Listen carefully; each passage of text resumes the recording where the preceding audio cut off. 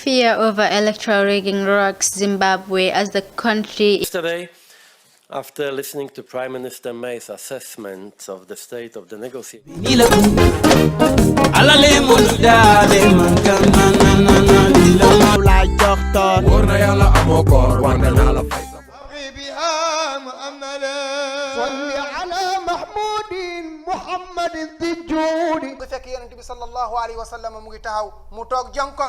Why it is our diocesan patron feast day is because the Cathedral of Our Lady of the Assumption is dedicated.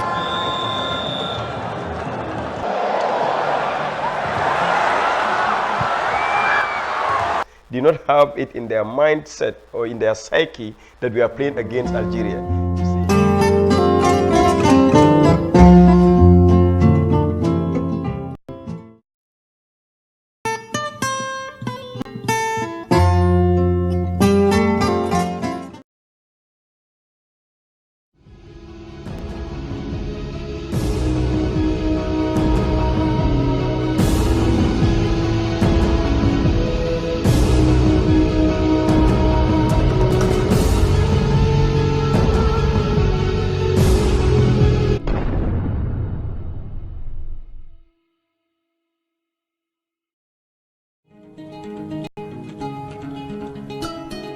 Hello guys, you guys got very big rams. I hope you don't get it from where I'm suspecting. Do you think you're the only one who knows where all the good news come from? My son bought me this ram all the way from abroad with baluwo. Oh yes, this must be baluwo. Me too, my daughter just bought one for me. True baluwo. With baluwo, everything is possible. This Tabaski, you can buy ram for your family using the trusted Baluwo. Just log on to the www.baluwo.com website or download the app.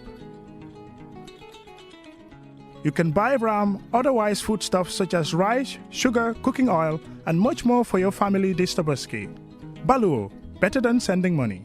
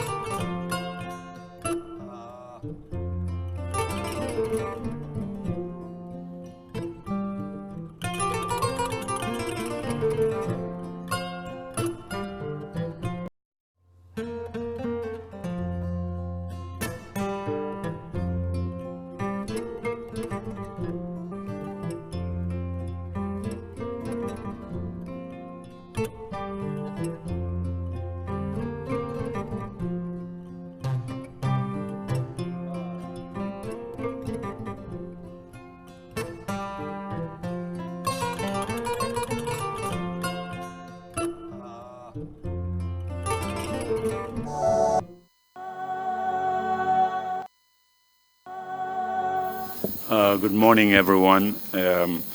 Welcome to the proceedings for today, Thursday. Imam, you have the floor to offer prayers. Imam C, please. أعوذ بالله من الشيطان الرجيم بسم الله الرحمن الرحيم الحمد لله رب العالمين الرحمن الرحيم مالك يوم الدين إياك نعبد وإياك نستعين اهدنا الصراط المستقيم صراط الذين أنعمت عليهم غير المغضوب عليهم ولا الضالين وإن تستفتحوا فقد جاءكم الفتح ونصر من الله وفتح قريب وبشر المؤمنين نصر من الله وفتح قريب وبشر المؤمنين بسم الله الرحمن الرحيم قل والله أحد الله الصمد لم يلد ولم يولد ولم يكن له كفوا أحد بسم الله الرحمن الرحيم قل أعوذ برب الفلق من شر ما خلق ومن شر غاسق إذا وقب ومن شر النفاثات في العقد ومن شر حاسد إذا حسد بسم الله الرحمن الرحيم قل أعوذ برب الناس ملك الناس إله الناس من شر وسواس الخناس الذي يوسوس في صدور الناس من الجنة والناس إن الله وملائكته يصلون على النبي يا أيها الذين آمنوا صلوا عليه وسلموا تسليما صلى الله تعالى عليه وعلى آله وصحبه وسلم تسليما سبحان ربك رب العزة عما يصفون وسلام على المرسلين والحمد لله رب العالمين. Shukran, Imam C. Bishop, you have the floor. Thank you, Chairman. Lord God, Jehovah, Lord God, Jehovah,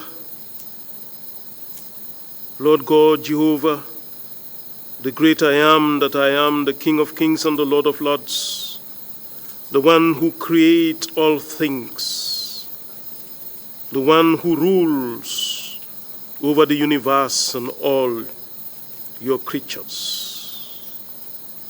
We call upon you this morning hour here at the Trrc in our sittings.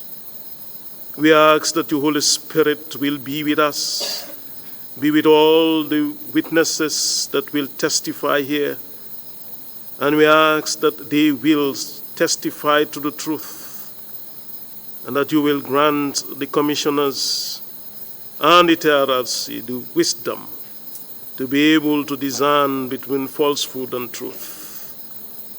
And at the same time, we continue to ask that you continue to reconcile the people of this nation, continue to bring healing to the people of this land, and make this land, as we are known to be, the smiling coast, to be an ever-smiling nation, so that everyone will be happy, everyone will be at peace, and your judgment will reign within us. This we ask through Christ our Lord. Amen. Amen. Thank you very much, Bishop. Council, are we ready with today's witness? You have the floor, please. Thank you, Mr. Chairman. Good morning, Mr. Chairman. Good morning, Commissioners. And good morning, everyone. OB Van, can we please have the witness on the screen?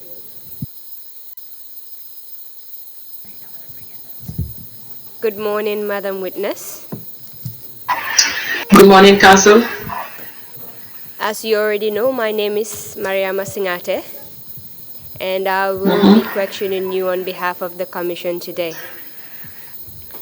Okay, thank you, Mariama. Thank you. Before we start, I'll just like to administer the affirmation to you. So you repeat after me. I state your name. Sarata Jabi. Do affirm that. Do affirm that. I will speak the whole truth. I will speak the whole truth. And nothing but the truth. And nothing but the truth. Thank you very much. You're welcome.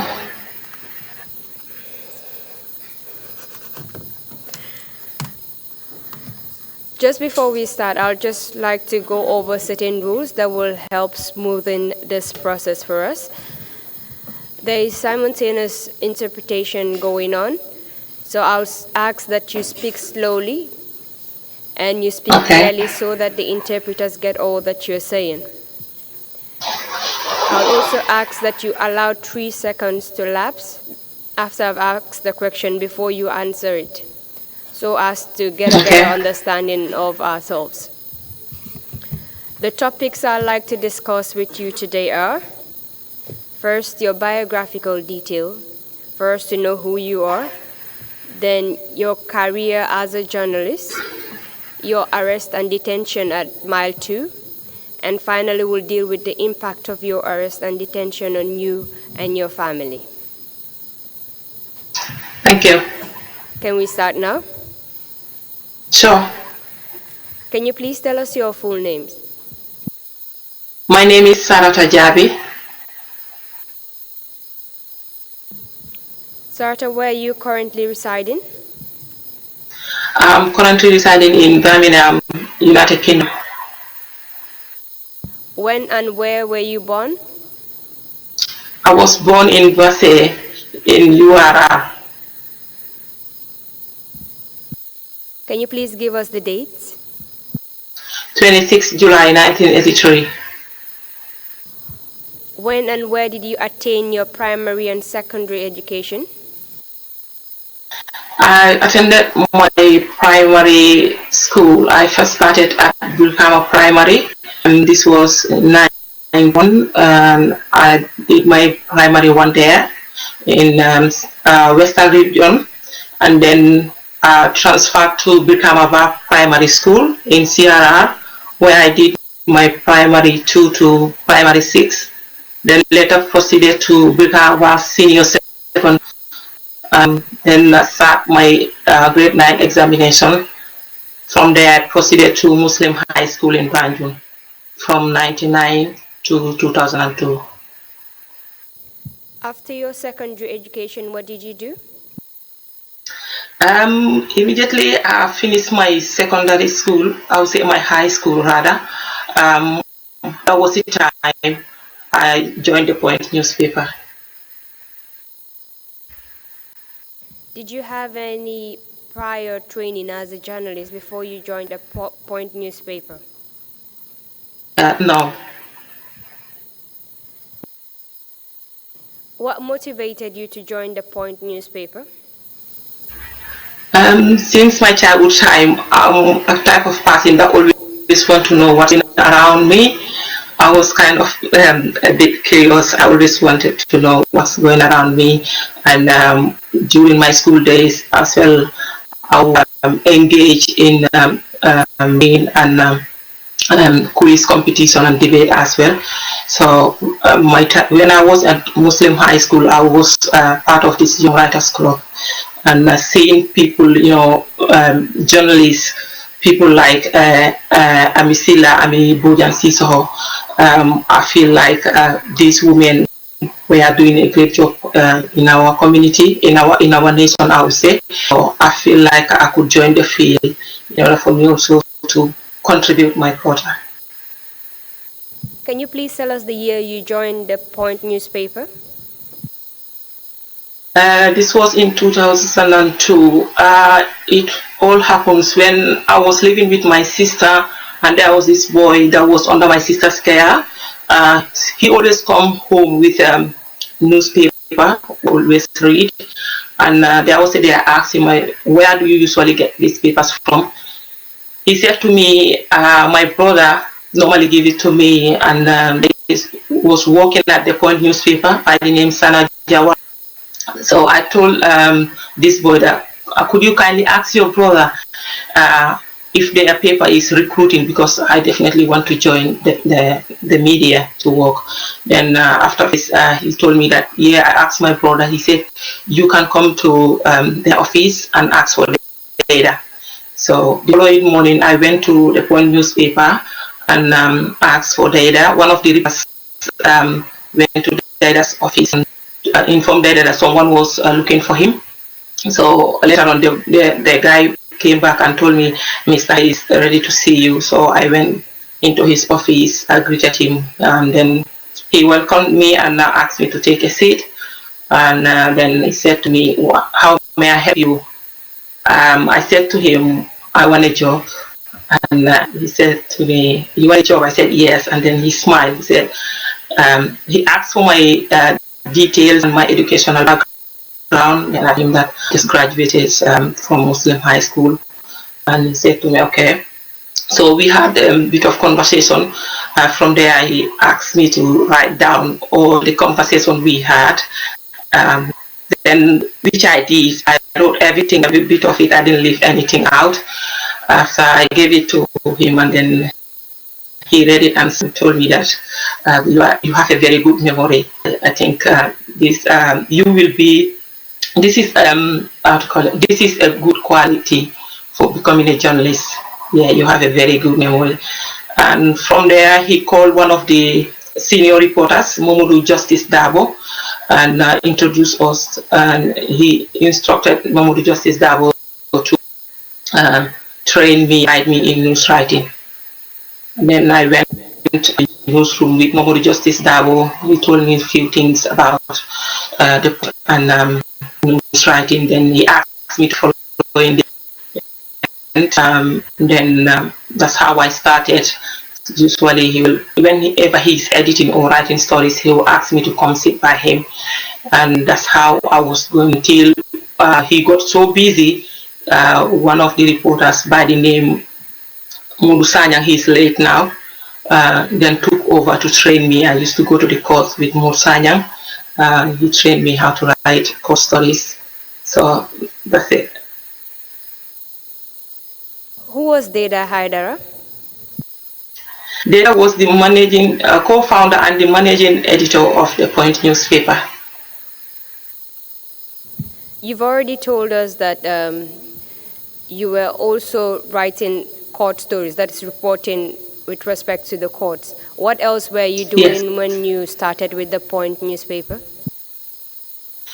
Later on, Deda gave me a column, DCC, which normally comes every Friday. It's a women column.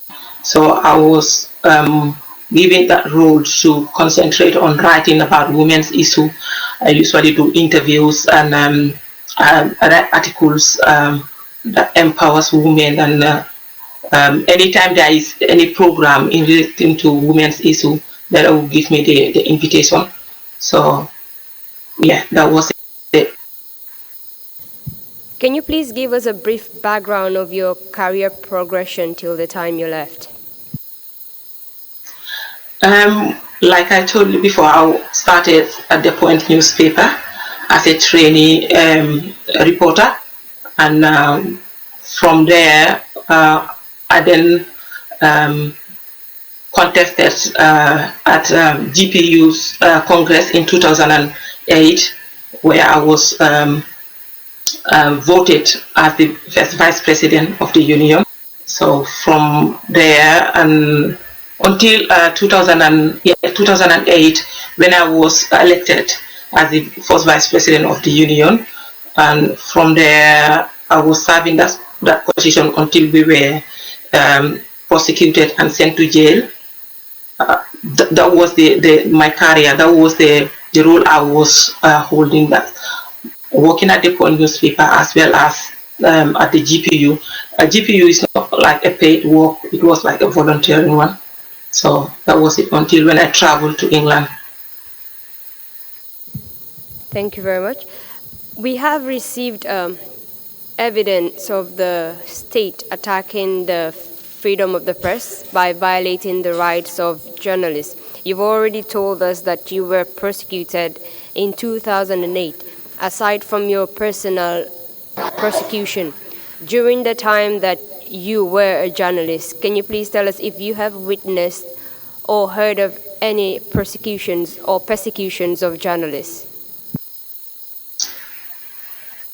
I was harassed directly, but I've heard of stories of other people who have been attacked, who have been arrested, tortured, and detained.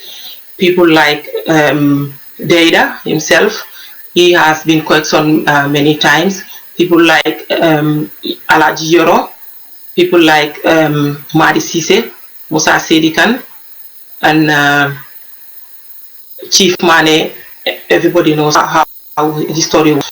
He disappeared. So honestly, I've never been harassed. I've never been tortured.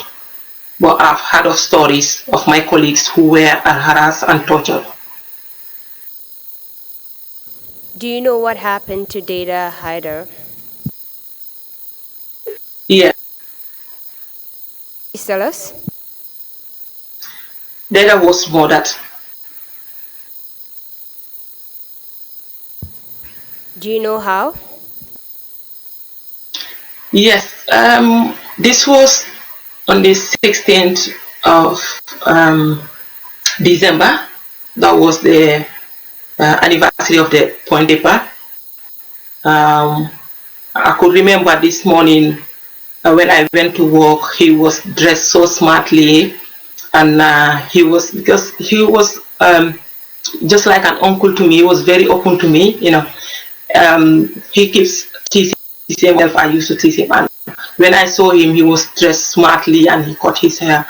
I told him in one of Mr. Yangi nice. Then he said to me, "I'm under 18," you know. So we both laughed, and he went to his office, and from there we had some visitors that came to the point. We had some pictures, and the preparation was going on for the evening party. So I was writing my story for the Friday publication for my women column CCC. So later I left. I told them that I have a headache, I can't attend the party. I left and went home. So early morning, I received a call from one reporter called Mama Jane. She was GRS, called me and said to me, Sarata, in Wolof, fan la dej bi nekk. I said to her, Can you please translate that in bandage. English? She said to me, where is the funeral taking place? I said to her, what funeral? And she started crying. I said, Mama, what funeral are you talking about? She said, Uncle Daida. I said, Uncle Daida? She said, yes. I said, what happened? She said to me, Uncle Daida is dead. I said, what? I said to her, I was with Daida last night in the evening, right? I was with him. He wasn't sick. Then Mama told me that, no, I heard that he was shot. Then I hung up the phone. I called one of the reporters, I can't remember now. And they confirmed to me that, yes, Daida was shot last night. And the body is at the mortuary.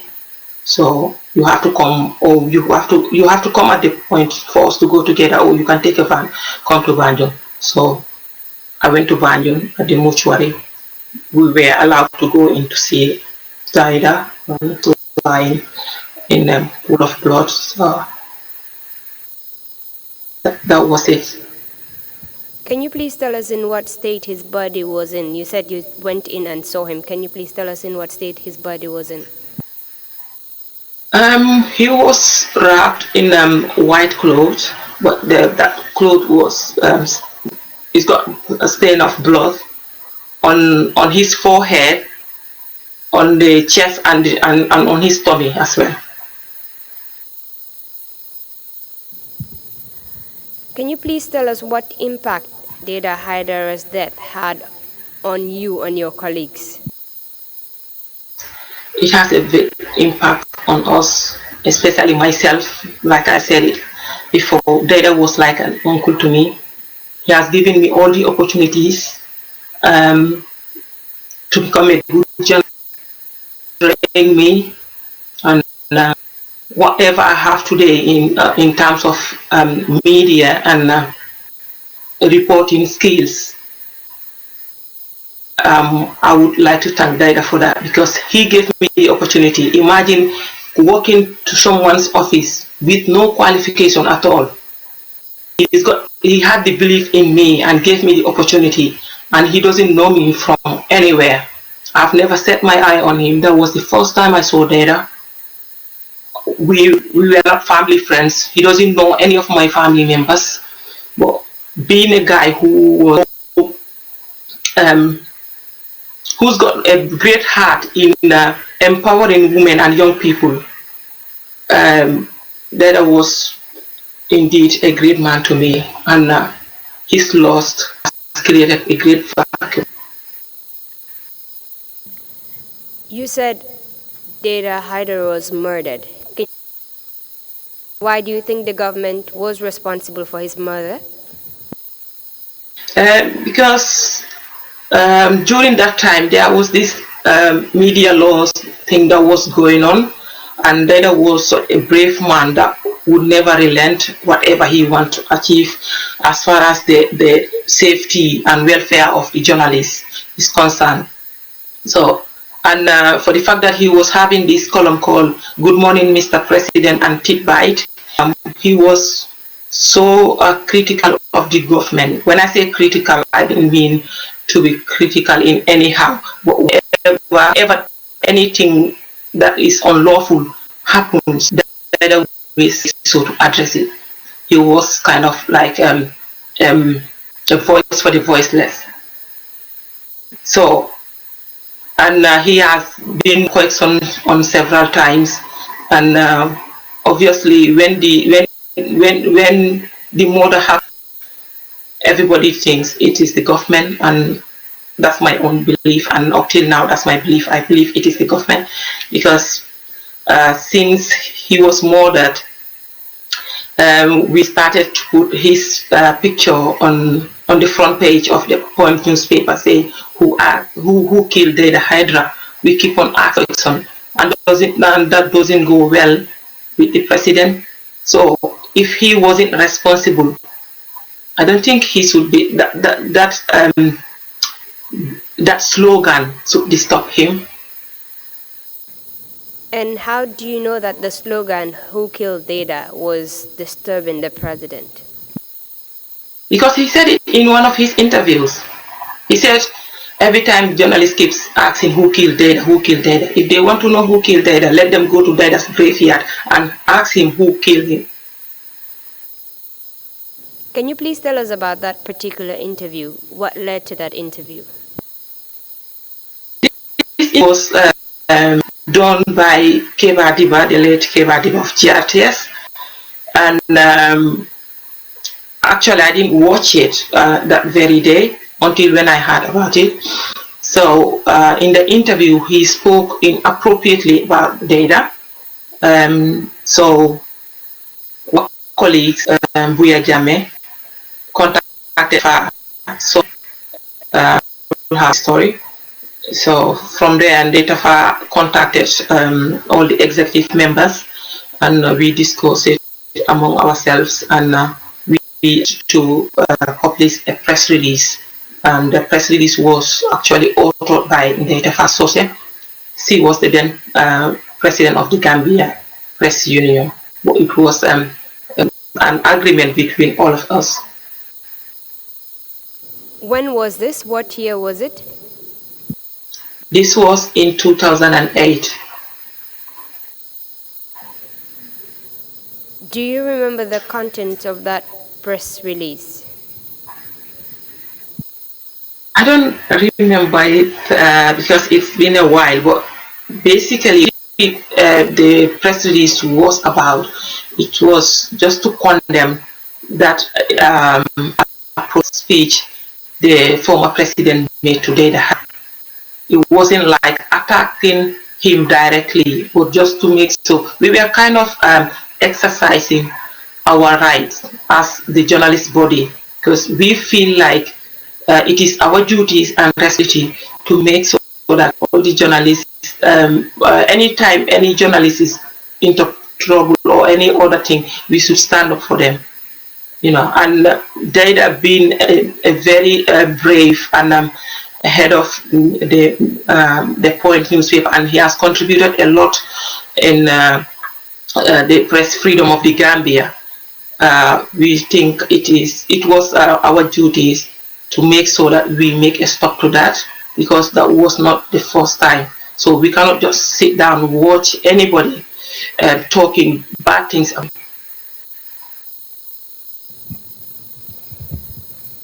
You said the press release was authored by Ndaitafa Sose.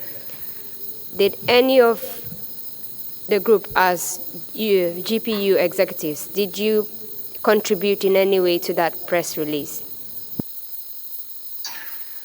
When they authored the press release, she sent it to the media chiefs and seek for advices. So they did some of the editing, and from there she sent it to all of us to have a look. So I personally didn't edit anything, and I didn't contribute anything, but after reading it, I was so impressed about what's on that press release. So I agreed to it, and then I emailed her back and said to her, yes, that's fine by me. And I believe that's how my other colleagues did. What did you do with respect to the press release? All I did was to read the press release. After reading it, and then I emailed Datafa and told her that have agreed with the piece, we can go ahead with it.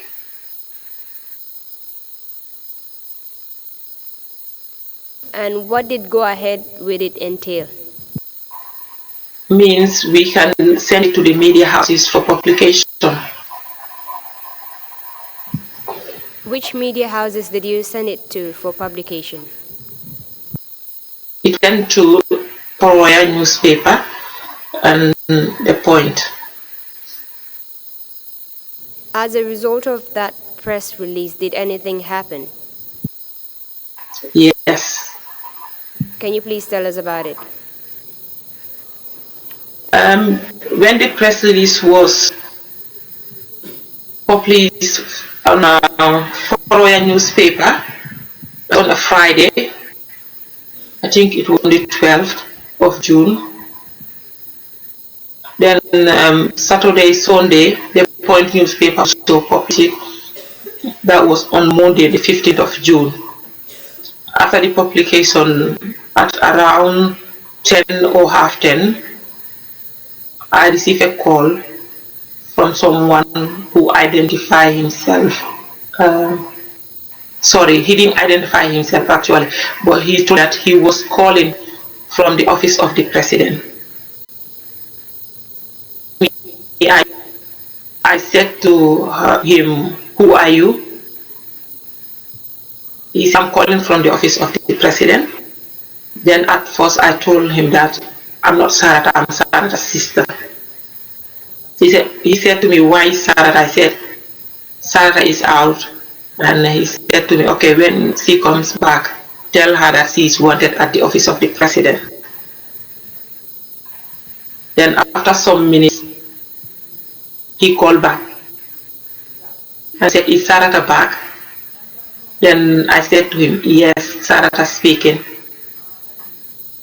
He said to me, "I called earlier on, I was told that you went out." I said to him, "Yes." He said, "Okay, I'm calling from the office of the president. You are wanted." I said to him, "Why am I at the office of the president?" He said to me, "When you arrive here, I will tell you." As soon as I hung up the phone with him, I received a call from Ibrahim Sawane of the Point newspaper. He said to me, "Point." I asked why. He said, "Because we are wanted at the office, not at the office rather, we are wanted at the NIA." I said to him, "Okay, I'm coming." With Ibrahim, email Trrc, the Secretary General of GPU, called me as well and asked me to come. So this all happens within, I think, between 10 and 15 minutes. Then I took my baby because I was in my room that time. Then I took my baby. I went to my mother-in-law's room and told her that I received a call from an unknown person who told me that he was calling at the office of the president, and he said, "I'm wanted at the office of the president." And my mother-in-law was very worried. She said to me, "What happened?" I said, "I don't know what happened, but I think it might be in connection to the press release." She said, what press release?" I told her that, "Anyway, I will keep you posted when I get there." So I left her with my baby. Sorry, just a few points of clarification before we move further. You received a call telling you that you are needed at the office of the president. Yes. And you received another call from your colleague Ibrahim Sawane and Emil Trrc saying that you're needed at the NIA. Yes. The two are a bit different. One is that you're needed at the office of the president, and the ones from your colleagues are telling you that it's the NIA. Yes. At this point, what were you thinking? I believe what my colleagues told me. Yeah, I believe what they told me because Ibrahim said to me, we were wanted at the NIA. The same email told me when they aim at the GPU, whilst Ibrahim was at the point.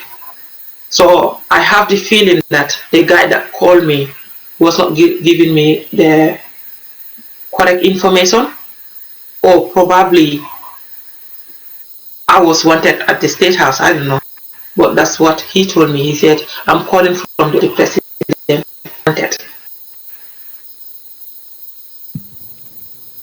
Where did you go after that call?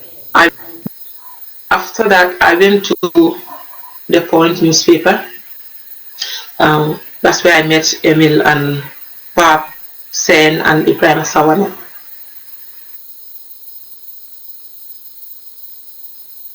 Go ahead. Yes, when I arrived at the Point newspaper, Paps told me that, "Did you receive any call?" I said, "Yes."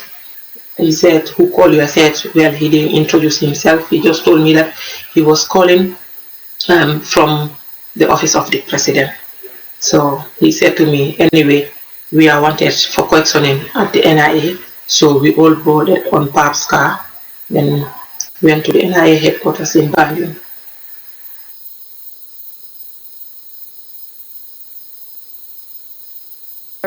Upon arrival at the NIA office, what did you do?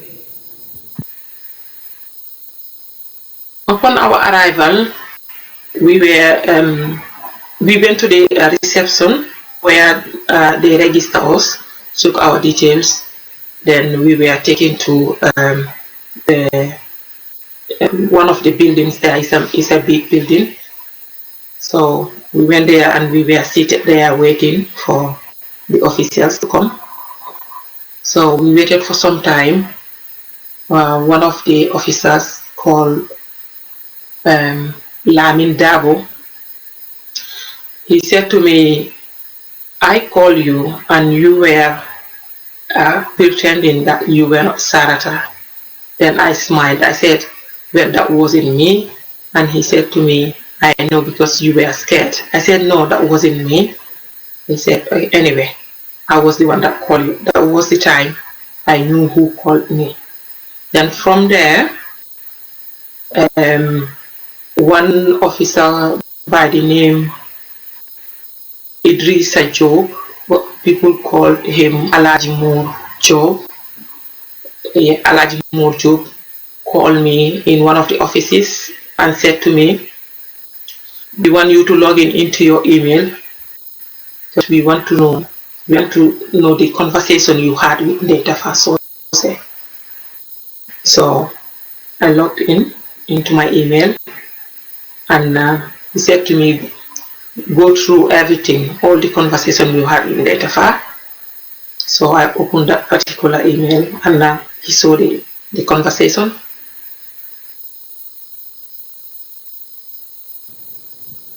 Can you tell us what the nature of the conversation was? The conversation was about the press release. This was when they emailed me to inform me that we should make a press release to condemn the president's interview and to condemn what the president said about data. And I said to her, "Okay." She said to me, "I've contacted others." It means the other executive members. I've contacted them. I said to her, "Okay," and then she sent me the press. Then I read the press release, and I told her that, "Yes, I agree with you, but today I think this may lead to something else." So then they said to me, "Yes, but we have to." Then I said to her, "Yes, we have to." That was just my opinion because obviously I know how the president was. He doesn't like anybody, challenging him. So I told them, I think this may lead. I was just assuming. That was an assumption. Yeah. So when this guy, Alaji Moore, saw that, he said to me, so you knew that this may lead to something else, but you still went ahead to associate yourself with it. I said, yes. He said to me, why? I said, because it is my duty and responsibility. I have to. And then he said to me in Wolof, you farm, you talk Mali at Domam, you are you kind of associating yourself with her troubles. I said to him, well, I don't see anything wrong with this. He said, then why did you say this may lead to something else? I said to him, well, I was just assuming. Then I kept quiet because I wanted to tell him that the reason I said today this may lead to something else is that because the president doesn't want anybody challenging him. But I couldn't tell him that because, hearing all sorts of things, bad things happening at the NIA, I wouldn't be that brave enough to tell him that. And the way he was approaching me, I didn't say anything to him. I just kept quiet. In what tone or manner was he speaking to you at this time? His tone was not, it was not nice. He was kind of like a bit harsh on me. He sounded as if the issue was between us and him. He took things personal.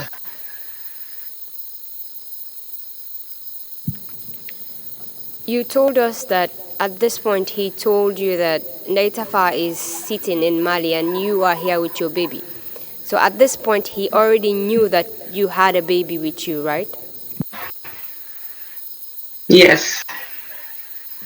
And how old was your baby? Baby was 6 months, yeah. Sorry, can you repeat it? My baby said. Sorry, I missed it again because the line was breaking. I say my baby just turned 7 months by then. At what time did you arrive at the NIA that day? I arrived. This was in the afternoon. That was the time we arrived there. I think I'm not too sure. It was in the afternoon. Would you say it was after lunch or after prayers? After lunch, yeah. And what time will lunch be ready usually? I think it was around 2. Yeah, around between 2 and 3 to be precise.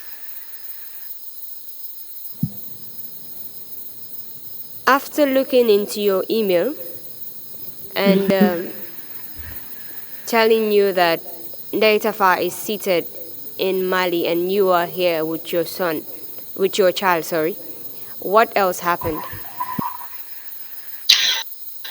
I went out of the office to join my other colleagues. From there, we were taken to the conference hall. Yeah, and they took some statements from us. But Trrc and Samsar, they refused to give statement. At this point, how many of you were at the NIA? When we arrived, it was 5. No, actually it was myself, Papsen, by Emil Trrc, and Ibrahim Sawane. Then after some time, I think either Pamodu joined in or Samsar and Abubakar Sedikan. I can't remember that Pamodu first came or Sam and Abubakar. But when we were going there, it was 4 of us. Then later on, these other people joined, and it became 7 of us. Apart from looking into your email to check your conversations, did they tell you the reason why you were there at the NIA? Yes, I was told by that guy, Joe. He said to me because of the press release, and he went to an extent that he was trying to persuade me, to write a letter to the president and to apologize to him. And he was telling us that the president is a very good guy. He's clean-hearted. He's kind. Just try and write this letter, then he will pardon you. Well, we all said no to that. We stood on our grounds that we were not gonna write any apology letter because we didn't think that we committed any crime.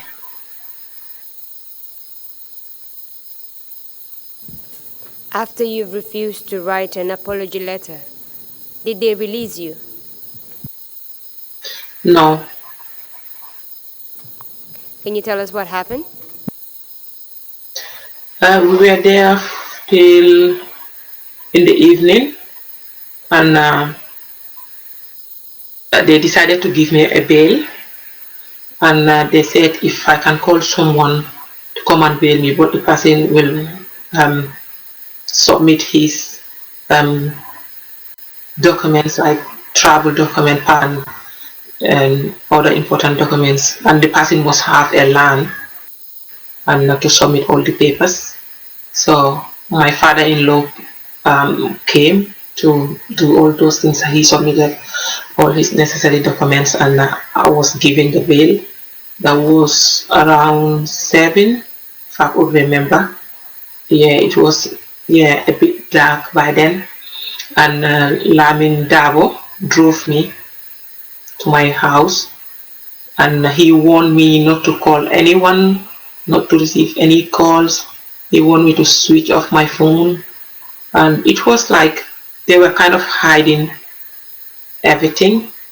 So I have the feeling that they didn't want the state to know that they gave me a bail, but the bail was on a condition. They said I just have to go home, spend the night with my baby, and come back first thing in the morning, and I should not let anybody know. Based on your previous testimony, it was put to a witness that you were detained at the NIA for 3 days. Now that you're telling us that you were bailed at 7 o'clock, it's clear now that you were not detained overnight at the NIA. Instead, you were bailed at 7 o'clock to be with your baby, right? Yes, but I have to come back the following morning. It was as I always spend the whole of the day at the NIA, and then at night they will release me to go home and spend the night with my baby. Then the following morning, first thing, my family will drove me to the NIA. So that's why I believe they were kind of hiding something, which I don't know anyway. At what time in the morning were you usually asked to report at the NIA? Very early, around between 7 and 8. I always have to be there before business starts. Did you write a statement with respect to what happened? Can you come again, please? Were you asked to write a statement at any point? Yes. And when was this? This was the first day when we went to the NIA. Was the statement related to the apology, or was it like a different statement? It was a different statement. Were you charged with any offense on the first day? No. Do you know the reason why they asked you to write a statement? Yes. Can you please tell us? It was in connection to the press release we did. So obviously they had to ask us our statement. So they took everybody's statement except Emil and Samsar. And why were they exempted from this? Because they refused to give a statement. You going back and forth from the NIA to your house, how long did that last? That was from Monday till Thursday when we were taken to court. Can you please tell us about the time you were taken to the courts? We were taken to Carnifing Magistrates Court on Thursday evening. This was, I think, around 6. Anyway, by then business has closed, so that was the time they took us to the court, and it was kind of like smuggling us to the court. They didn't want people to know, but to our surprise, when we arrived there, we met some of our colleagues and friends and family members there. So we were the case before a magistrate, Senabu Wada Sise, and they asked us to. That was the time they told us the charges. We were charged for sedition and defamation. Then we were asked a plea. We all said we cannot take a plea. We need our lawyers to be there. And then later on, Senabu Wada gave me a bail. Because of my baby, she said I can go home because I was having a baby. I can go home and sleep with my and be with my baby rather. Then she sent my colleagues to remand in Mile 2. Then the DPP strongly object to that, and they never overrule his objection. And then I went my sister to my surprise, early morning on Friday, I was informed that I should go to the house in Banjul. They said sorry. My apologies. The line was breaking as you were speaking. We stopped at a point where you said the DPP objected to your bill and it was overruled. Yes. Can you please start from there? Yes. When his son was over, I went home. My colleagues were to man in then during that was on a Friday. The morning I call, I was able to go to Ban. They said the case has been transferred from Kanifing to Banjul. Then I went to Banjul with my family members, where I met my colleagues, the 6 of them. So the case was before, I think, Justice Wu, if I could remember. Then they read the charges to us, and my bail was set remand that Friday with my colleagues.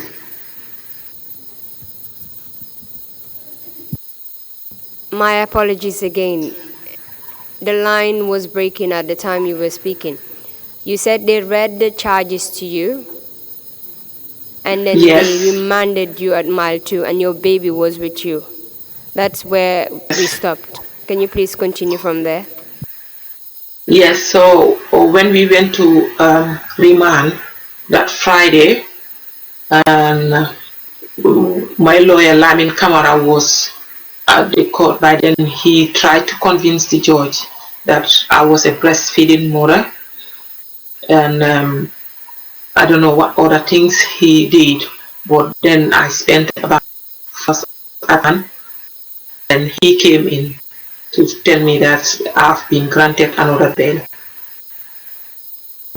As at the time you were sent to Mile 2 remand, were you with your baby? Yes. Did the baby enter the prison? Yes. Was the baby with you when you entered the remand wing? Yes. For how long did you stay with the baby at the remand wing? About 3 to 4 hours. And what happened after that? When lawyer Camara came and informed me that I've been granted, so I went home. Then from there, I think the following week, that was on a Monday, my colleagues were granted. Sorry, I just wanted to ask a question before you move further. As at the time Okay. you were at the remand wing with your baby, how did you feel? I felt so devastated. What was the atmosphere like at the remand wing the time you were there with the baby? It was very bad. The atmosphere at the remand wing was so terrible because the size of the building was very small for the number of people that were there. And Sorry, how many people were there? it was rough about, I think, up to 10, if I could remember. The side of the remand wing that you were at, was it the same as the men or was it separated? It was separated. So you were at the female side of the remand wing? Yes. So after you were granted bail to go home, what happened? Yeah, then I went home, and after some days, I believe this was on the following Monday, my colleagues were also granted bail. So from there, we have been going to court every now and then for the proceedings. You mean the trial? Yes. How long did that last? I think it lasts for about, anyway, everything started in June, and we were sentenced in August, yes, August 6th. So it lasts for approximately about probably 1.5 months or less. As at that time, the time you were going to court back and forth, how many children did you have then? Was it only the baby? I had 2 by then. And how old was your first child? 3. You going back and forth from your house to the courtroom, did it have any toll on your family, your children, I mean? Yes, it did. Can you please tell us about it? Yeah, because every time I'm going to court, I always go with my baby, and I have to wake up very early morning. You know, even if he's asleep, I have to wake him up. And whenever I woke up, my 3-year-old also will wake up. You know, and when I'm going, she will cry. She will want to follow me. I will take her. You know, so I always go with my baby and my family members. A very good moment for us. It was a bit hard. By then, my husband wasn't there, so it was a bit hard. But thank God, I had good family members and friends who supported me very well. You said you were convicted in August 6th. Can you please tell us about that?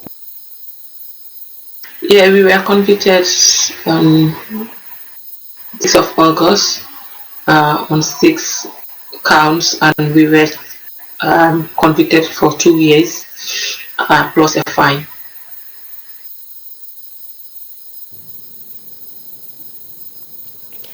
Tell us about that day in the court, how it was like, the atmosphere in the court when you were sentenced. That day, the court, very full of people. People were there, people from the media houses, the friends of media, family members, friends, and some dignitaries were all they all attended the the judgment, and some opposition party leaders were also around, and officers, paramilitary officers were also around. They were going around. Some of them were armed, so it was kind of like the case. Like um, I was like I usually said, it was as if we committed murder. You know what I mean? It was like a treason trial. You know.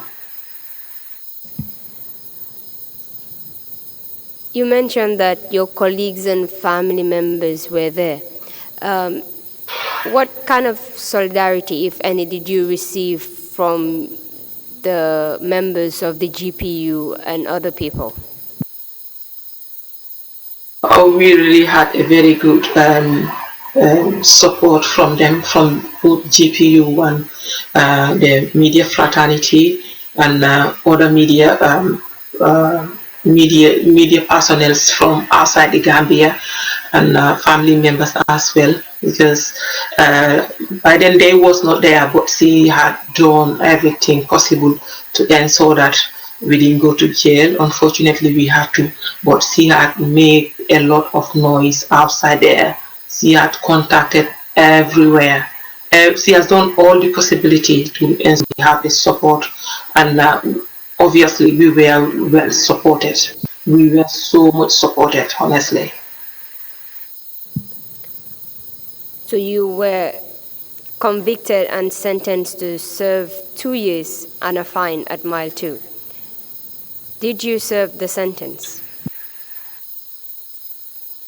Yes, we were sentenced to serve 2 years, but fortunately for us, and I would say through the help of outsiders, international organizations, we didn't spend that much. They spent 27 days. Then the 28th day was the day we were released. You told us that you went with your baby on the day that you were convicted. What happened after the conviction was read and you were supposed to go to Mile 2? What happened to the baby? I went with the baby. I went with him to Mile 2, and he went 2 nights and 3 days with me. Then later he was taken from me. Some people came and told me that they are from social, I think, so fair. They said they came to take my baby to the orphanage because he was not supposed to be there.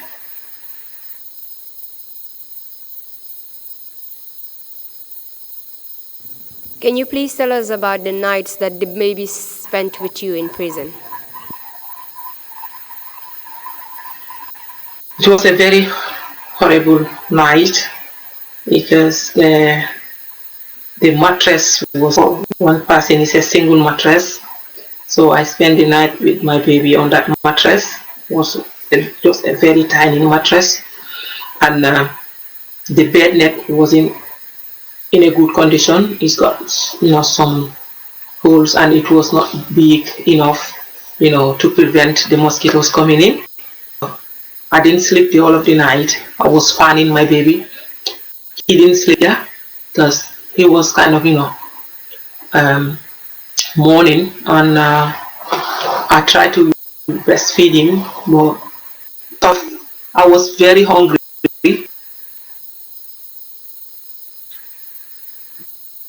So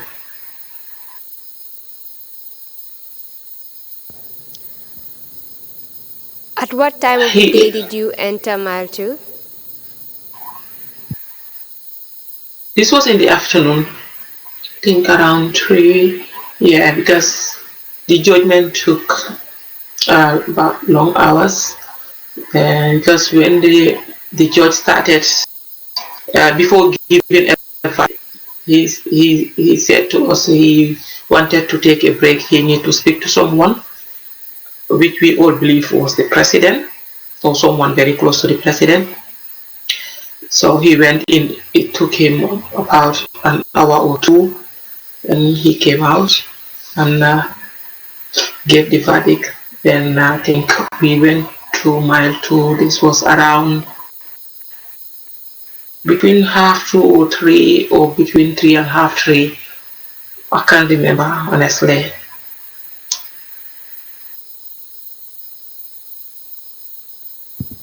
You've just told us that before the judge delivered the verdict, he went inside to talk to someone.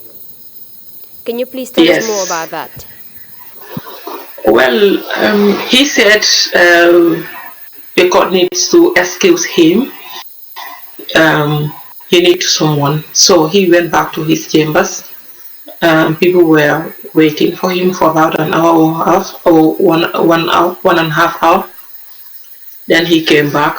When he came back, he just did the ruling.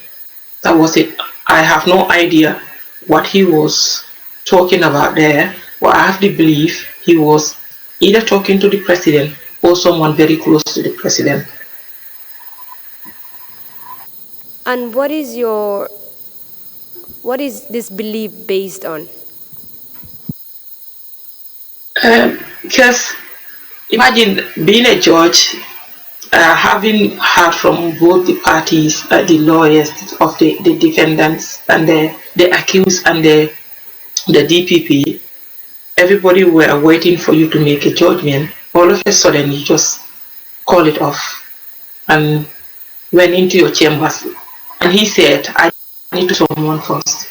So that's why I have the belief that I might be speaking to the president or someone close to the president.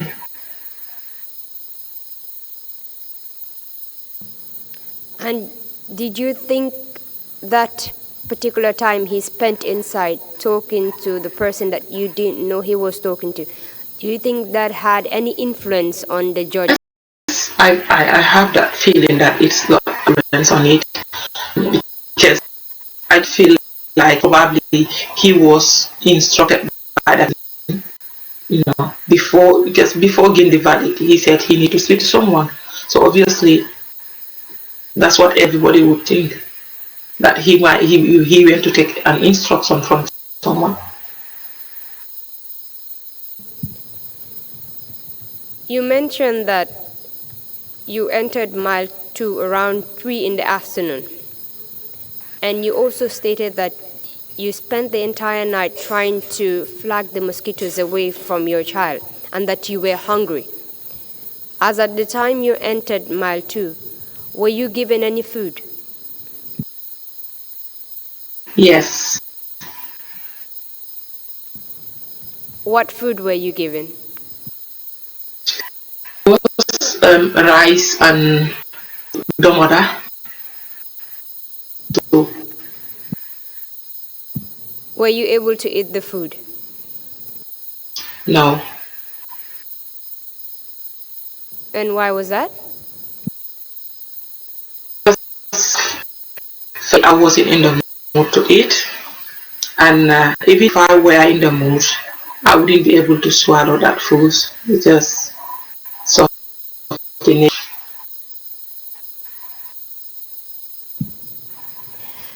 My apologies. Can you please repeat what you said? You said you were not in the mood to eat the food, and even if you were in the mood, I wouldn't be able to swallow the food due to the nature of the food. You've told us about the mattress that you had to lie on and the mosquito net that was there. Can you please describe the cell for us? Cell was like a big, a big hole, and they put mattresses on top of Are you guys seeing me? I can't see. Okay. Sorry. So We it can was see like you a clearly. big, I wasn't seeing, like a big hall. Like when you entered, like they put mattresses uh, on the floor, and each mattress is like a single one. So it was like everybody we get her own mattress. Because by then the convict, it was the wing and the convict. So the remand is where you'll be waiting until you've been done. My apologies, Madam Sarata. We've been having several breakages as you were speaking. Can you please start again, just describing the cell? Okay, this cell is just like a big hall, and they put mattresses on the floor.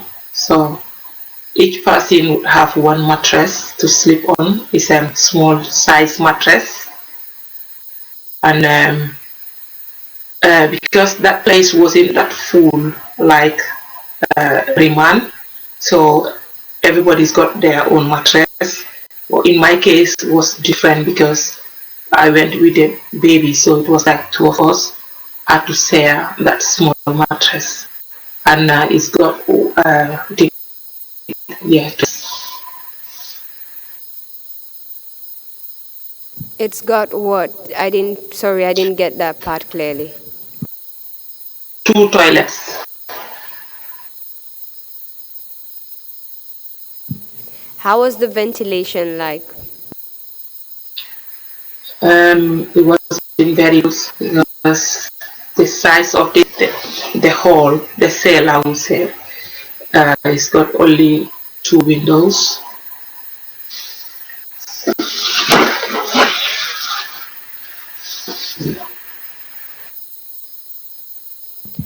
You've told us about the first night you spent at mile 2 with the baby. Can you please tell us about the second and the third night? Or the day, throughout the day, what it was like for you having a baby in mile 2? The daytime was the same because at mile 2, both day and night, you will see flies and mosquitoes going around, and the place was not very hygiene for people living, especially a child. Yeah. So my baby, when we first entered there, he was just staring at us, and we were welcome. And I could remember the late Tabara Samba was calling him her husband.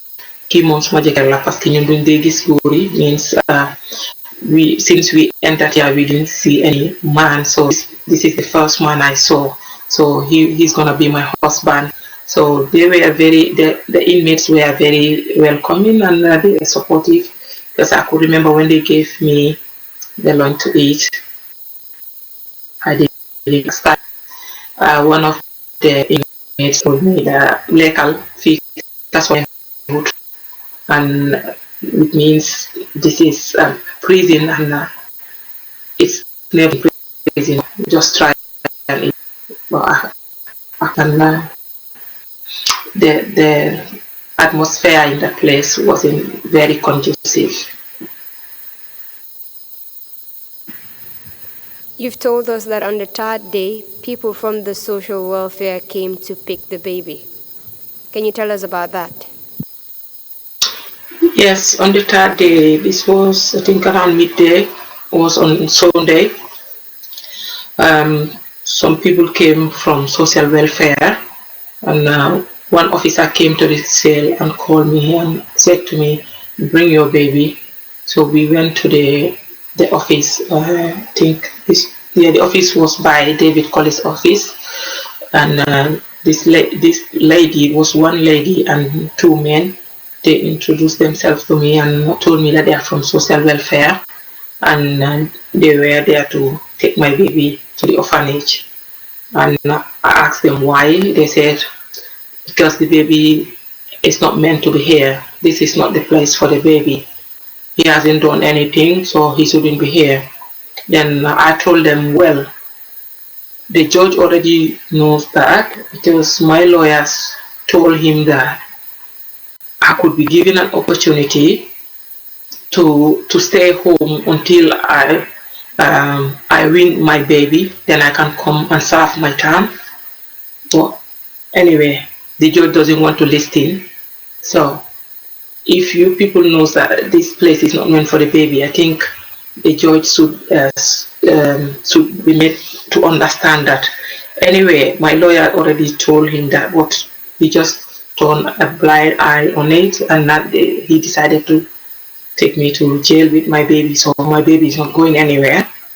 Then we started push and pulling, and they said they must take the baby because that's an instruction that the baby should go. I said, after spending 2 nights and on 3 days, what's the point of taking him away? I think the first thing they should have done was not to allow me to go in that jail with the baby. But then if you allow me to come to jail and spend 2 nights, 3 days with the baby, there is no point. When 1 hour or 100 years, the damage has already been done because he was not supposed to be there at the first place.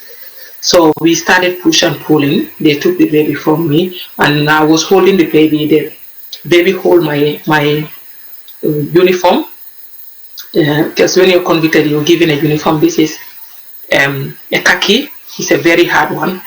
So he hold that because obviously being a baby doesn't mean that he doesn't know who his mom was, and seeing strangers, he wouldn't easily fall in for them, to go with them.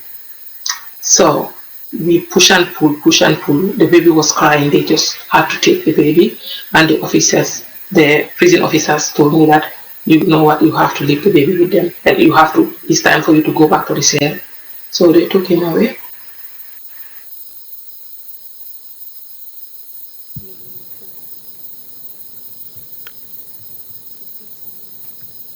Do take your time, Madam Sarata. I'm sorry that you had to go through all of these.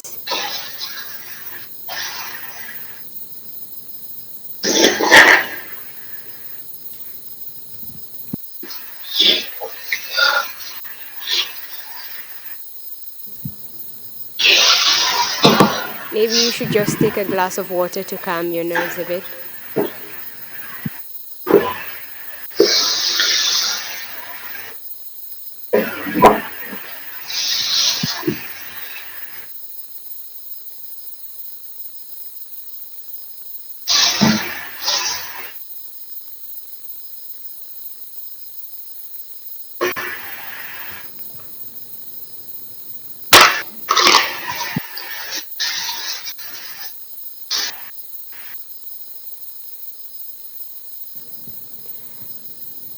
Can we continue now? Yes. Thank you. You mentioned that there was a push and pull as to whether they should take the baby or not.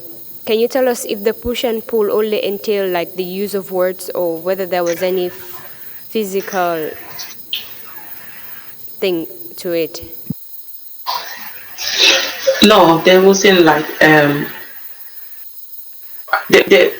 the nature of that scenario was just they hold the inside and now baby, so they were kind of taking the baby, and now that was it.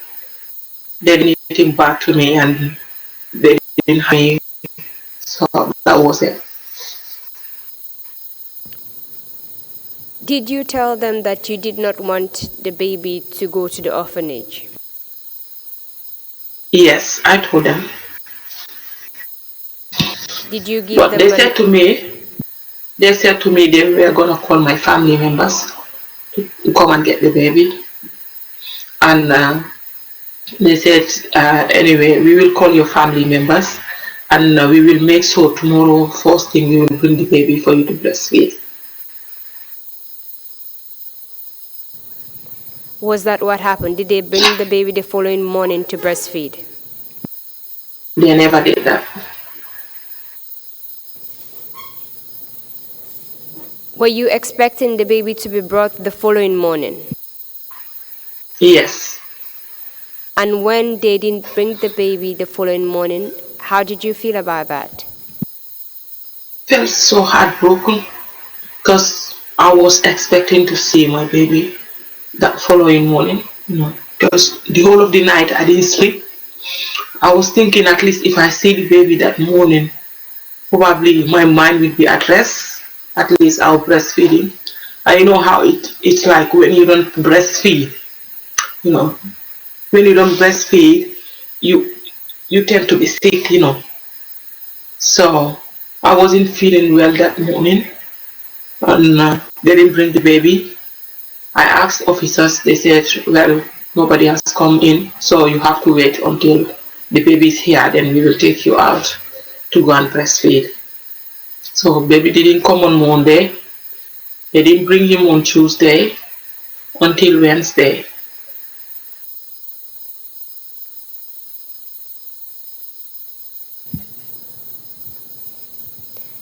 As at this time, did your family have access to you?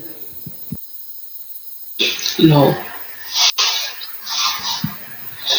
Did your family know that they took the baby away?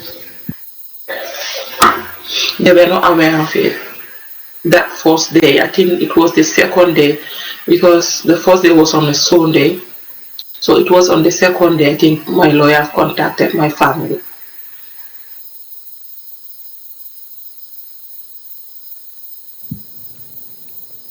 After your lawyer contacted your family, what happened? So that was the time they knew that baby was with me.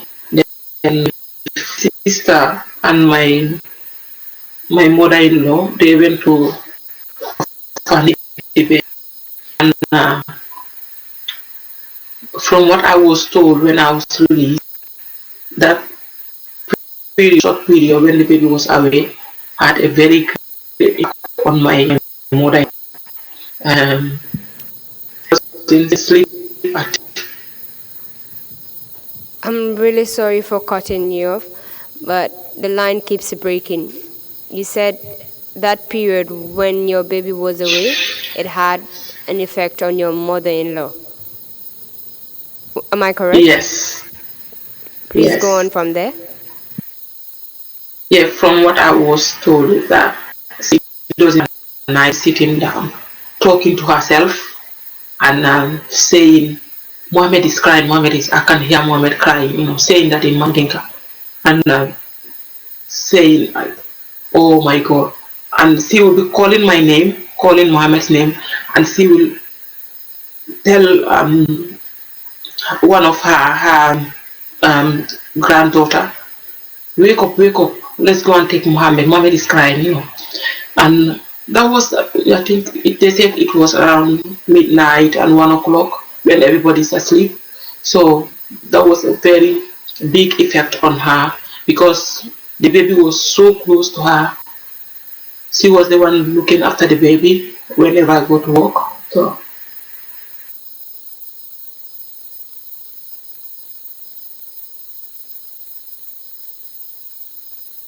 Do you need some time to just cool off, then we start again? yeah.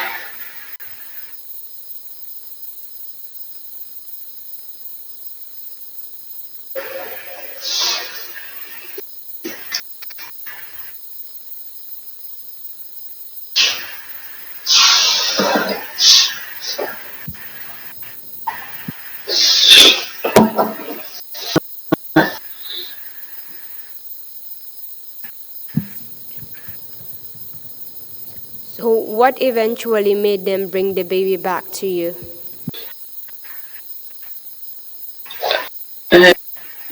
Well, I wouldn't know. On Thursday and then on Wednesday, one of the said to me, come to the office, your baby is here. So I went to the office. As soon as my baby he started crying, and they passed him to me, and when I hold him, I wanted to breastfeed him, and he was also craving for breast. So they said to me, no, you cannot breastfeed him because he has been away for some days. So if you breastfeed him, it's not gonna help him. We've always been giving him some milk and some food stuff, so you can breastfeed him. And I said to them, I will breastfeed him. I've always been cleaning my breast every morning. I always make sure squeeze my breast to take that milk out, because I've always been looking forward to breastfeed my baby whenever I see him. They said to me, no, that was another push and pull. Baby was crying. He put his hand in my uniform and wanted to take the breast out. They said no. They hold the baby and I hold the baby. They said no. So baby was crying and I was crying. Then they took the baby from me, and when they were going, baby was crying again and I was crying. But they had to take him, and one of the officers from the social welfare was even crying. He said to me, I'm a man, but I could feel your pain. No.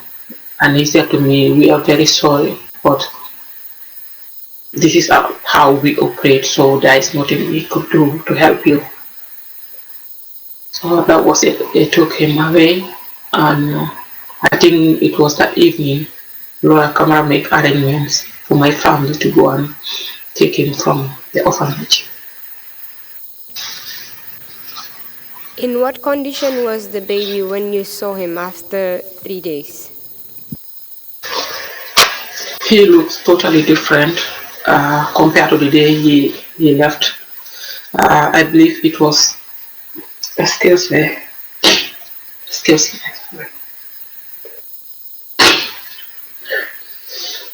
I believe it was because of lack of being breastfed, and having been away from his mom had a very great impact on him. He lost some weight, so he actually looks so different anyway.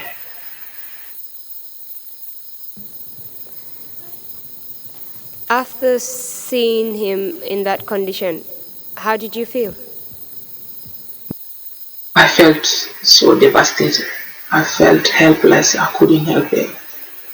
I had to break into tears because I feel like my baby was punished for no reason.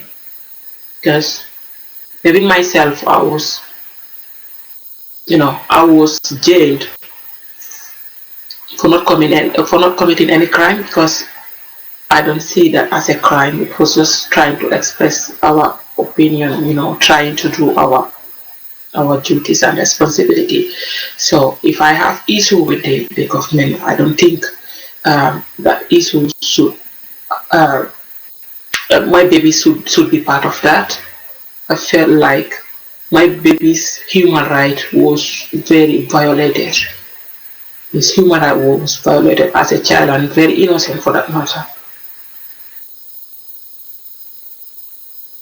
Essentially, you felt that both you and your baby were being punished for doing absolutely nothing, right?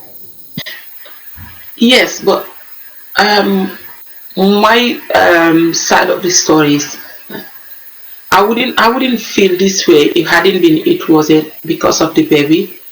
If it were just myself alone, because obviously when everything started, we all knew that we didn't commit any crime. It was just because of the way the president wanted it to be, because he was the president, he's got the power. He just used that power, advantage against us. But that's a different case. I wouldn't feel this way, because being a journalist, obviously, I should expect that. When I was starting the job, I obviously have that at the back of my mind. Anything can happen, and when after reading that statement, obviously I know that anything can happen, and I was very ready for it, because I had to make sure I stood up for my colleagues because that's why I was voted in, you know. But the reason I felt so bad and so devastated is because of the baby and for the fact that I could have been given that opportunity to choose whether to go with my baby, whether to with my baby and go to prison or to stay home until after I win my baby and come back to prison to serve my term. And these opportunities were not given to me. And obviously, that's a violation of my right and that of my child.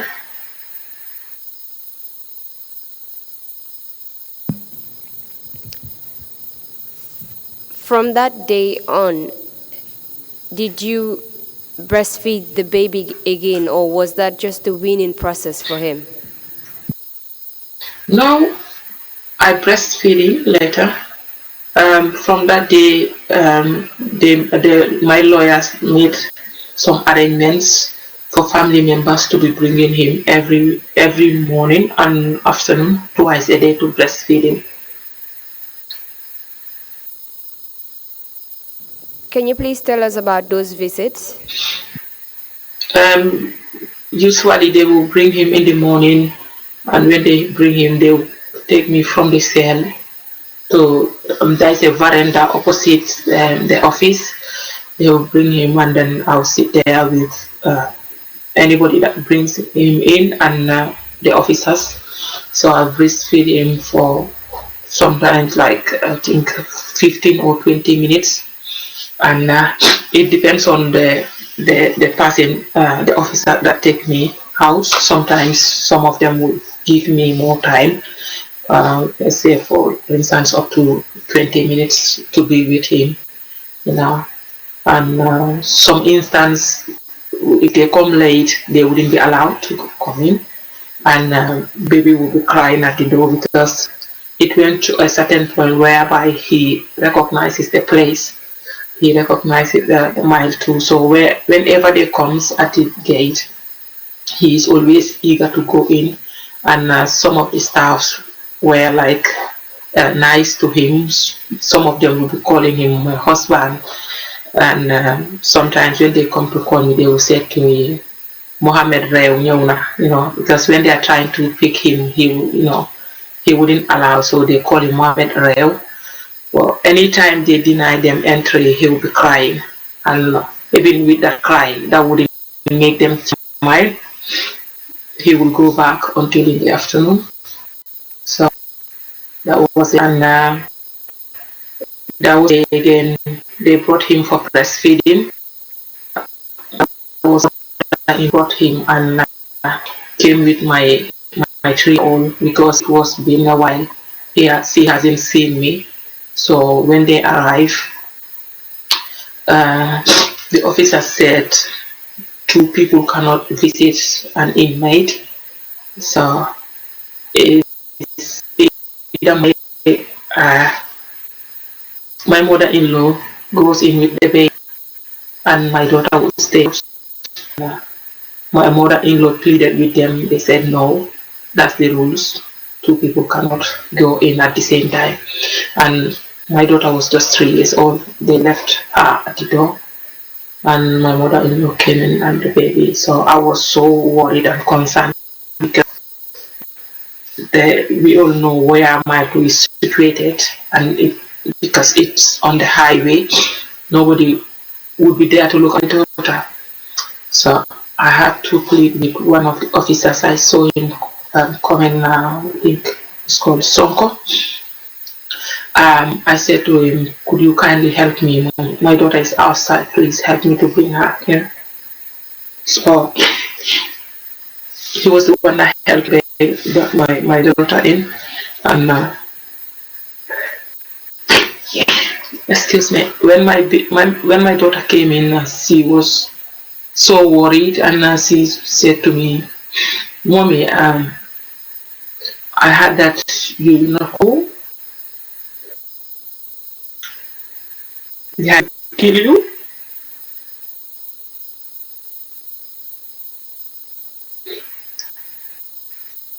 said, "Why, no, that's not one." She said, "So why are you dressed like this?" So I said to her, "This is my dress," and she said, "You don't usually dress." I said, "Yeah, it's okay, it's okay." I tried to control my emotion that day, because it went to a certain point where I already got used to the place, because I knew that nothing easy was gonna take me out of that place. So I just take it with good faith.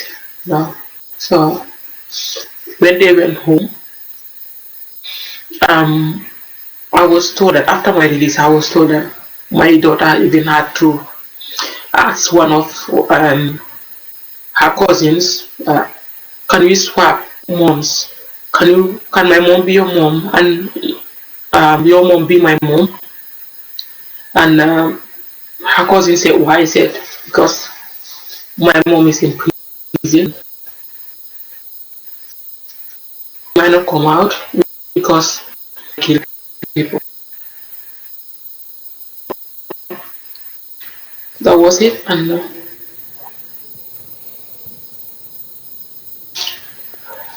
after that day, my daughter was not brought to my door anymore, because it had lots of effects on her, seeing me like that. Thank you very much. Mr. Chairman, I'm taking note of the time right now, and I'm already 2 minutes past the normal time. I need about 10 minutes just to finish up with her. So you would rather do that, and we don't come back after the break, or we take a break now and then come back for a few minutes, or what? Yes, Mr. Chairman, given that it's a Skype call, I wonder if we can actually finish our evidence now, then take a break later for the next witness. Just about 15 minutes, I'll be done. Fine, please proceed. I'm grateful.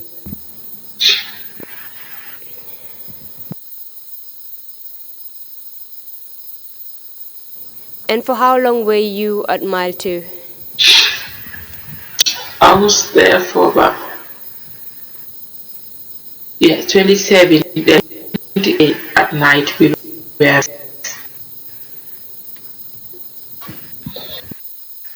Sorry, did you say it's 27 days? Yes, 27 days. We spent 27 days. Then the 28th one, that was the day we were granted in at night. Can you please tell us what led to your release? I believe it was the help of international organizations and other friends of media, and including GPU, our colleagues and family members, and most importantly, our president Data Fast he has done lots of interviews to make sure everybody is aware of what was going on. She has contacted lots of people. She has worked so tirelessly to make sure that we are released. So she involved lots of human rights organizations, Amnesty and other human rights journalists. So the story was all over the world. And even I could remember there was this journalist, Umar Fofana, who came to my house to visit my baby, and baby was crying. By then they were supposed to come to Mile 2 for breastfeeding, and on the whole, Umar was recording, and my mother-in-law never knew what was going on. Umar was recording the babies crying, and they had to play this on BBC Focus on Africa. That one also had some great impact towards the release, because as we all know, Jammeh is someone that does it. Sometimes when the noise is too much, he can't stand it. So everybody played their role very well. Our lawyers, other NGOs, everybody were so supportive. They were so supportive. So I believe it was because of that. He just pardoned us, and he tried to say it was because of Ramadan. After spending 13 days of Ramadan in prison, I believe if it was because of Ramadan, he would have pardoned us the first day of Ramadan.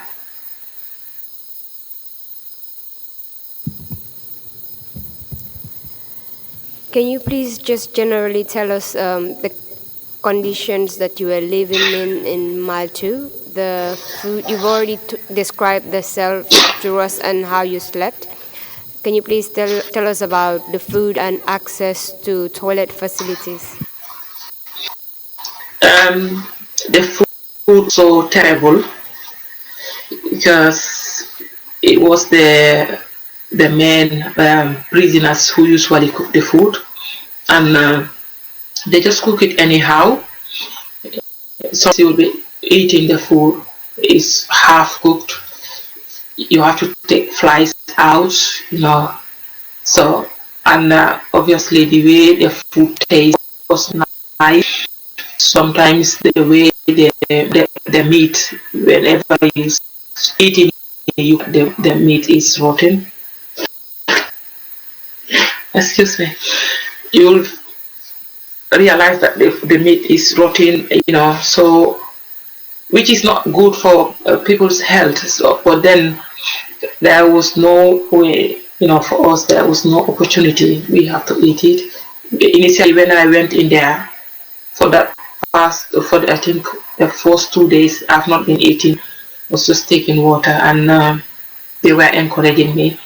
At the end, I had to try and eat, and some officers were so nice to me. Sometimes when they buy their breakfast, they'll eat and give me remaining. Yeah, so the place was not good at all. The condition of the place, and it was just two toilet and bathroom, and everybody will be given a soap. The soap bar, they will cut it. When they cut it into small pieces, it looks as small as this, like like your finger when you cut.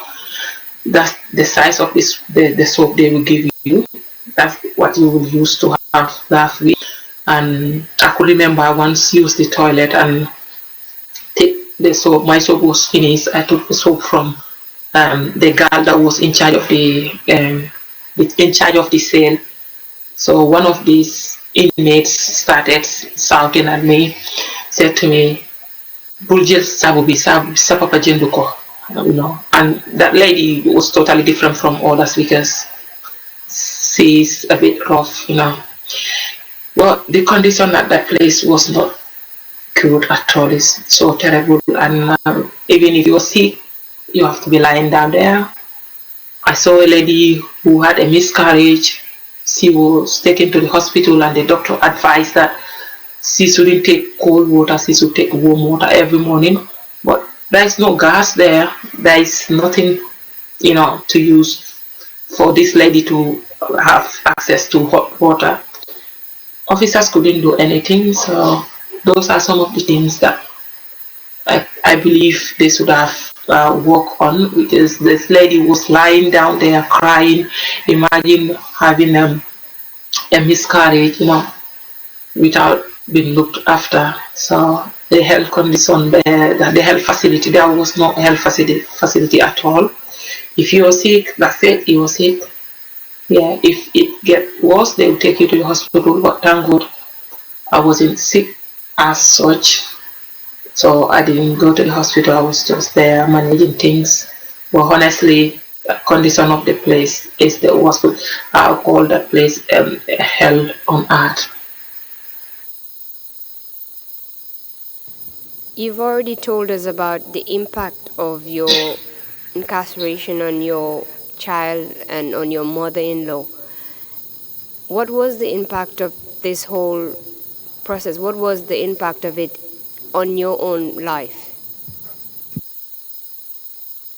It had a very big effect on my life, I would say psychologically, because during the period I spent there, to be honest with you, I haven't been sleeping. I can't tell you that I've slept the whole night, no, because it was like I was there physically, but psychologically or mentally, I wasn't there. It had a very big impact on my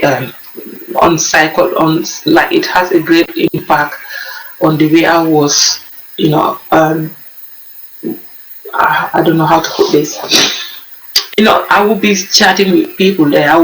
Sometimes I'll be smiling when there is nothing wrong, nothing funny was going on, and someone will just tell me, "Why do you smile?" You know, because at the end, I just feel like, you know, how would I be when I leave this place after 2 years?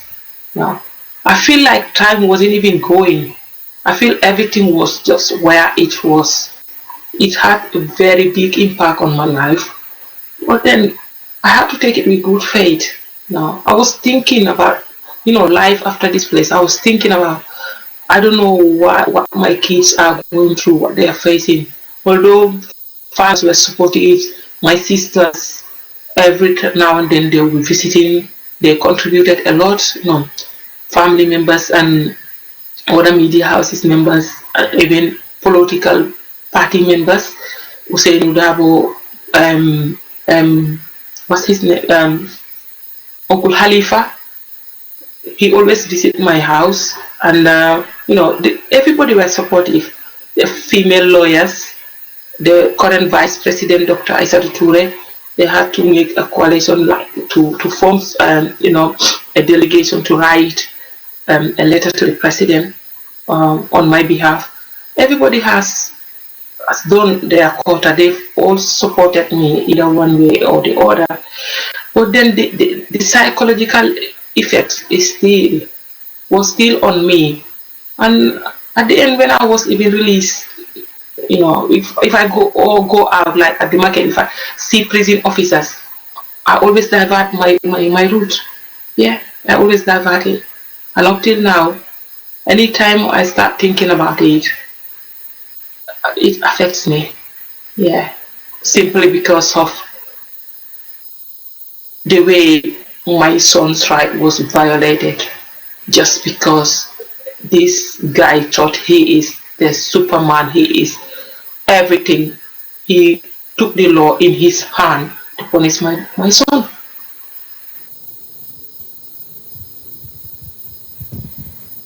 After your release, did you remain in the Gambia?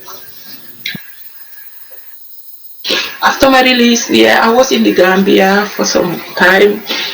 I went to Burkina Faso with Ndaitafa and to attend human rights conference. Then from there, I was still going to point to work because after the release, it gave me more strength, you know, because already I knew what was in there, and it motivated me more to continue on the job, because I said to myself, I'm not gonna relent.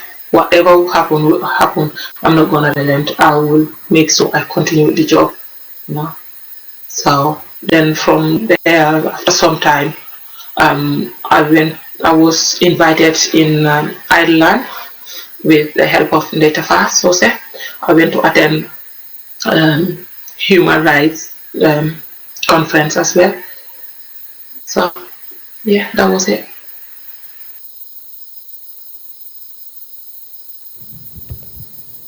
And from your statement, it is from that conference that you decided to seek for asylum to join your husband, correct?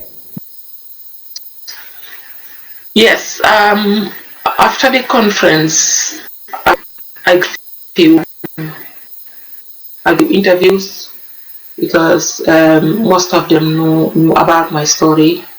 And even when I was there, I was in touch with they, and some of them knows they very well.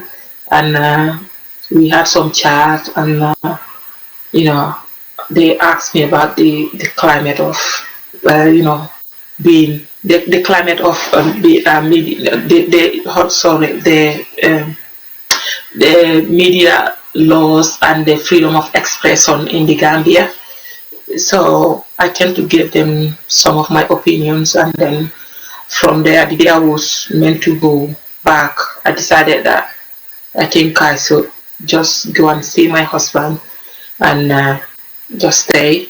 because I didn't realize that these journalists that had interviewed with me, although I don't know them, but they know my boss, and I feel like probably it's going to be public. It could be published anywhere, and I don't know. I have no idea, but I feel like it was going to be a very big risk for me to go back, because after our release, I could remember Jammeh made some threats.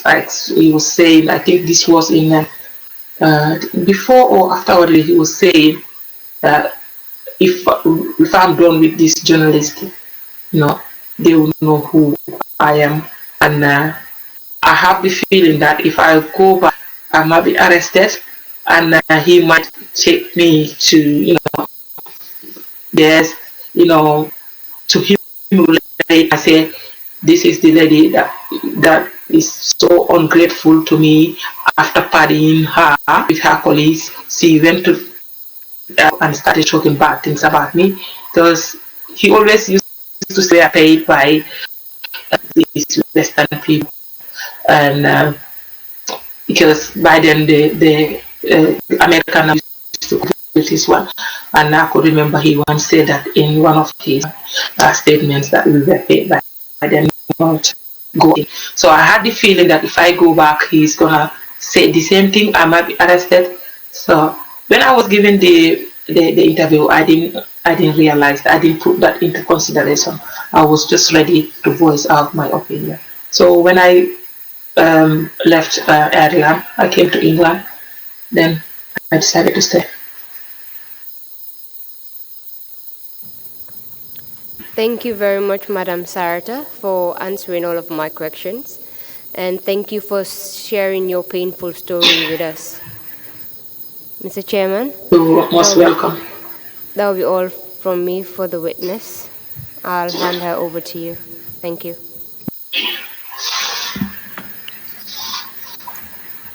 A breastfeeding baby recognizing prison surroundings is a very sad commentary indeed on our country. I'm terribly sorry, Mrs. Jabi, you had to go through that, what you endured, and what the little innocent baby endured as well. Thank you for a very moving testimony, and I don't have any questions to ask. Maybe Commissioner Kaha, you have the floor. Thank you, Mr. Chairman. My question is just a little clarification on your baby. Where is he now, and what is he doing? He's with me here, and he's gone to school. All right, thank you. Thank you. Commissioner Jones, you have the floor.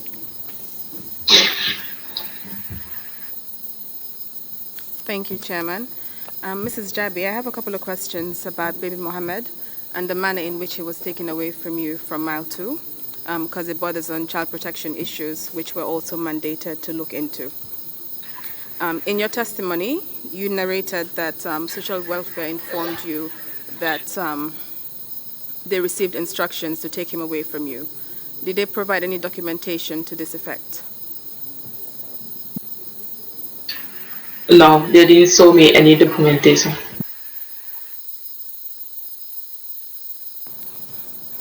Did you sign any temporary release form when you were handing him over? No, all they told me was that they had a chat with my lawyer. So I was thinking that probably the lawyer acted on my behalf, but that wasn't clear to me. My final question is regarding his health. Was there any form of assessment that was done before he was taken away from you? And was this also done when he was finally returned back to your family to ascertain whether he had any health conditions before going in or before being taken away from you and upon his return? There was nothing like that. They didn't assess him, and they didn't even ask me whether he's got any health issues. All they did was just to inform me that the baby was not supposed to be there, and it is their duty to come and take the baby to the orphanage. Okay, thank you. Commissioner Kinte, yeah, I'm coming on. Commissioner Kinte, you have the floor. Sir, please accept my sympathy. It was very Thank you. emotional. It's outside that sphere of baby Muhammad and yourself. You made some revelation that a lady had a miscarriage in the prison. Please, if you do know, how old was her pregnancy when she had been in prison? Well, I didn't know how old was her pregnancy. Know that it was an early stage because you can't tell by looking at her. We only know when the miscarriage took place. There was a time we knew that she was pregnant because I think she came in, I think, few days. Then later this miscarriage took place. Thank you, Commissioner Samba. Sarja, I want to ask, why did they take baby Mohammed to the offense center, being knowing that you have a family to take care of baby Mohammed? I wasn't told the reason. They didn't tell me any reason. I was just kept there like that, as if I didn't have any right to my child. They didn't explain anything to me. All I was told was that we have to take this baby out of this place because he is not meant to be here. Thank you. You're welcome. Thank you very much. If there are no further questions, Mrs. Jabi, do you have any closing remarks to make? I know it's a difficult testimony for you, quite moving, as I said earlier, but if you have any closing words of advice perhaps and suggestions, please proceed to make them now.